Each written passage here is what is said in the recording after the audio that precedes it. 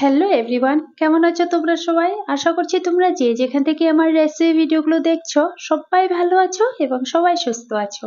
আর আমিও খুব ভালো আছি, বিন্দাস আছি। তো আজ আবারও এসে গেলাম একটা নিউ রেসিপি ভিডিও নিয়ে। আশা করছি আমার ভিডিও তোমাদের ভালোই লাগে। আর যদি আমার রেসিপি ভিডিওটা তোমাদের ভালো লাগে তবে দেখার শুরুতেই একটা লাইক করে দিও। তোমাদের একটা লাইকে আমার এই ভিডিওটা আরো 10 জনের কাছে পৌঁছে যায়। সেই ক্ষেত্রে তোমাদের কিছু নাও হতে পারে, বাট আমার অনেক উপকার হয়। তার জন্যই বারে বারে বলি, একটা লাইক করে দিও আর একটা কমেন্ট করে দিও। আর যদি চ্যানেলে কেউ নিউ আছো তো প্লিজ আমার চ্যানেলটা সাবস্ক্রাইব করে দিও। একটা লাইক কমেন্ট করতে কোনো কিছু আসা যায় না, যেহেতু ভিডিওটা দেখছো তো লাইক একটু করে দিতে পারো। তো চলো রান্নাটা শুরু করি। তো এই রান্নাটা করার জন্য এখানে আমি ব্রয়লার চিকেন নিয়েছি। চিকেনটাকে ভালো করে ধুয়ে নিয়েছি। তারপর এখানে একটু নুন দিলাম আর লেবু রস দিলাম। আমি লেবু রস দিয়ে একটা ম্যারিনেট করছি, তোমরা চাইলে টক দই বা ভিনেগারও দিতে পারো। ভালো করে লেবু রস আর নুনটা ভালো করে মাখিয়ে নিচ্ছি, নিয়ে একটা সাইডে রেখে দেব। এবার রান্নাটা করার জন্য আমি একটা হাঁড়ি নিচ্ছি। হাঁড়িতে তেল দিয়ে দিলাম আর এখানে শুকনো লঙ্কা দিয়ে দিয়েছি। আর আলু কেটে রেখেছিলাম ভালো করে, তো আলুটাকে এবার আমি লাল লাল করে ভালো করে ভেজে নেব। সাথে নুনটাও দিয়ে দিলাম আর একটু হলুদও দিয়েছিলাম। আর ভালো করে লাল লাল করে ভাজা হয়ে গেছে। এবার তেজপাতা দারচিনি দিয়ে দিলাম, এবার এলাচ দিয়ে দিলাম, লং দিয়ে দেবো।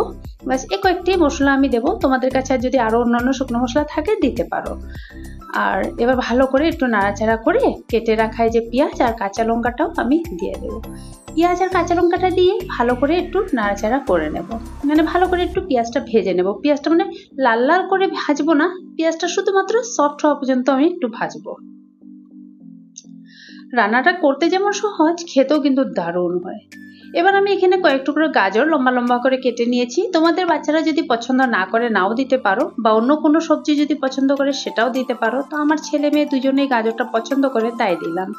আর এখানে আমি রসুন আর আদা বেটে নিয়েছিলাম, সেখান থেকে আমি 2 চামচ দিয়ে দিলাম, দিয়ে ভালো করে আবারও মিশিয়ে নেব।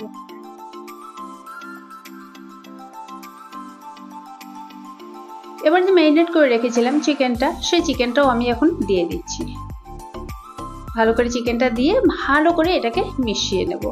আর যেমন কি আগেই বলছিলাম, এটা রান্না করতে যেমনটা সহজ, খেতেও কিন্তু দারুণ। এটাকে তোমরা পোলাও বলতে পারবে না, ঠিক চিকেন পোলাও না, কেননা চিকেন পোলাও তো অনেক কিছু ব্যবহার হয়, ঘি ব্যবহার হয়, অনেক খাওয়াটা মানে গরম হয়ে যায়। আর আমি যে রান্নাটা আজকে করছি বানানোটা খুবই সহজ, অনেক কিছু মশলাও ব্যবহার করছি না। তোমরা নিশ্চয়ই দেখতে পাচ্ছ খুব কম মশলা, উইদাউট ঘি। আমি কিন্তু একটুকু ঘিয়ের ব্যবহার করছি না, উইদাউট ঘিয়ে আমি রান্নাটা করছি। আর বাচ্চাদের কিন্তু খুবই প্রিয় এটা। আর এবার দেখো ঠিক 3 থেকে 4 মিনিট আমি একটু ঢাকা দিয়ে রেখেছিলাম, তারপর তোমাদেরকে দেখাচ্ছি। এবার শুধু কালারটা একটু সুন্দর হওয়ার জন্য আর কাশ্মীরি রেড চিলি পাউডারটা দিচ্ছি, তোমরা চাইলে নাও দিতে পারো। আর তোমরা চাইলে এখানে চিকেন যে মশলাটা থাকে, চিকেন মশলা, সেটাও দিতে পারো। আমি কিন্তু কোনো মশলার ব্যবহার করছি না ওরকম ভাবে। দেখতে পাচ্ছ আমি জিরের গুঁড়ো টুড়ো কোনো কিছুই ব্যবহার করিনি। কাঁচা লঙ্কা দিয়েছি আর রেড চিলি পাউডারটা শুধুমাত্র কালারের জন্য দিয়েছি, ঘিটাও আমি ব্যবহার করব না। এবার বাসমতি রাইস আমি 1 ঘন্টা আগে ভালো করে ধুয়ে রেখেছিলাম, সেটা আমি দিয়ে দিচ্ছি। দিয়ে এবার চালের সাথে ভালো করে এটাকে মিশিয়ে নেব।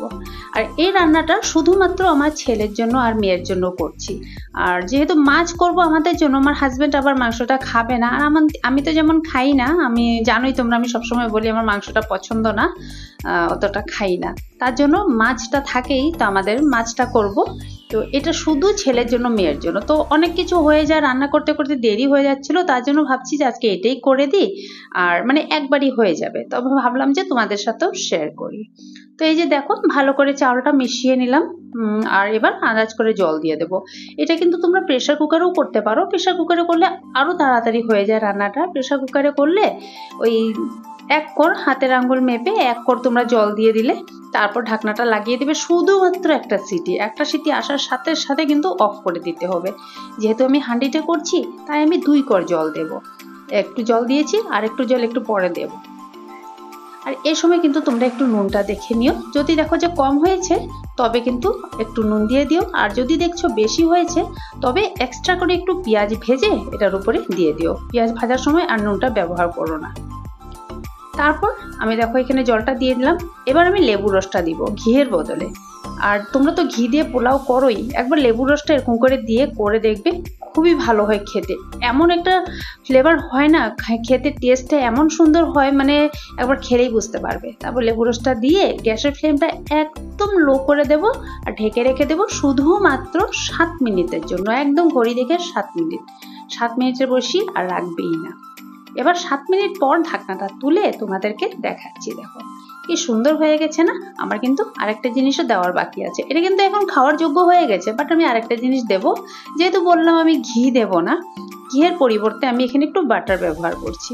বাটারও আমি একদম নামমাত্র পরিমাণ মতন একটু দিচ্ছি, অনেক বেশিটা দেব না, যেহেতু গরমের সিজন অত বেশি ঘি বাটার এসব খাওয়াটাও ঠিক না। অল্প করে বাটার দিয়ে আমি ঢাকা দিয়ে দিলাম। আর ঢাকাটা দিয়ে আর তাড়াতাড়ি ঠান্ডা হওয়ার জন্য আমি কি করলাম, একটা কড়াইতে নিয়েছি। আর হাঁডিটা তোমাদেরকে দেখাচ্ছি। দেখো রান্নাটা যে করলাম একটু কিন্তু দাগ লাগেনি, জ্বলেও নি, পুড়েও নি, কিচ্ছু হয়নি, তার জন্য হাঁডিটা দেখালাম। তাড়াতাড়ি যেহেতু ঠান্ডা হয়ে যায় তার জন্য আমি কড়াইতে এগুলো সব নিয়ে নিয়েছি, যেহেতু তাড়াতাড়ি ঠান্ডা হয়ে যায়। আর ওই পাশ থেকে ছেলে তো কিছু বলছে না, বাট মেয়ে বলছে যে গন্ধ বেরোচ্ছে, আর গন্ধর সাথে সাথে ওর নাকি খিদেও পেয়ে যাচ্ছে, তার জন্য আমি কড়াইতে নিয়ে নিলাম। আর দেখতেই পাচ্ছ কি ঝরঝরে হয়েছে। এরকম করে বানালে ওদের জন্য আর এক্সট্রা করে ভাতটা বানাতে হয় না, এটা করে দিই বাস, দুপুরবেলাও খেয়ে নেয়, আর যদি একটু থেকে যায় রাত্রে আর আমার কোনো ঝামেলা হয় না। আর ওই পাশে এবার আমি এটা ঢেকে রেখে দেবো। ওই পাশে আমাদের এই মাছের ঝোলটা আমি করছি আজ আলু, ঝিঙে আর টমেটো দিয়ে মাছের ঝোলটা করছি। তো 2 পিস মাছেরই ঝোল করছি, যেহেতু রাত্রে রুটি খাই তার জন্য আমাদের এই মাছের তরকারিটা রাত্রে খাওয়া হয় না, অন্য কিছু করে নিই। আর 2 পিস মাছ গরম গরম ভাজা করে নেব। মাছ ভাজা তো খেতে মানে সেই স্বাদ, আর মাছ থাকলে আবার ভাজা খাবো না সেটা কি হয়। আর ওই পাশে আমার আর হাজব্যান্ডের জন্য একদম অল্প করে ভাত করে নিচ্ছি, কেননা ওই ভাতটা তো আর হাজব্যান্ডও খাবে না, আমিও খাবো না, এটা শুধু ছেলের জন্য আর মেয়ের জন্য। তো বন্ধুরা ভিডিওটা আমি এখানে শেষ করবো, যেহেতু রান্না তো আমার কমপ্লিট হয়েই গেছে। তো কেমন হলো আমার মানে রান্নার পদ্ধতিটা তোমাদের কেমন লেগেছে কমেন্ট বক্সে কিন্তু জানাতে একদমই ভুলবে না। যদি ভালো লাগে একটা লাইক করে দিও বন্ধুরা। পরবর্তী ভিডিওতে আবারও তোমাদের সাথে দেখা হচ্ছে অন্য কোনো রেসিপি ভিডিও নিয়ে। তো সবাই ভালো থেকো, সবাই সুস্থ থেকো, tata bye bye and take care.